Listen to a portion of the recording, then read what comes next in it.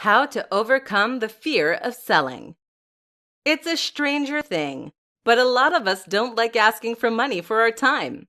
Life has conditioned us to believe that altruism is the highest calling, and that we should be more than happy to provide our time, our work, and our creativity for free.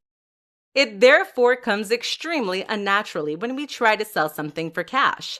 And that's especially true for those of us who have perhaps been providing free information via a website or a blog for years. How do you transition to the point where you're charging for your time and effort? Won't your audience turn against you? And is your product really worth that much? While giving things away for free is a nice idea, it's a pretty useless business model as it goes.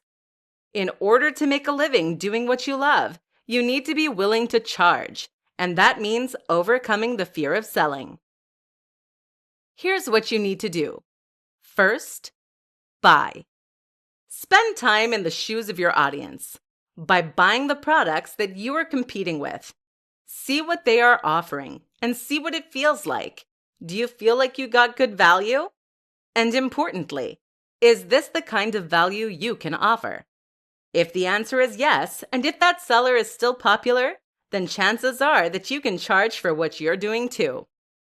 You can also make yourself feel better about this by making sure you put your all into that project.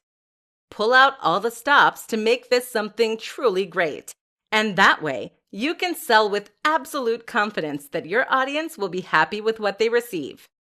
Another important step is to run a trial of sorts. This is something that a lot of people never consider, which is a big mistake seeing as sales platforms have a habit of going wrong. If you have a product or a service and you spend months generating pre-orders, you risk a huge catastrophe if those orders aren't automatically fulfilled once your product is set to live.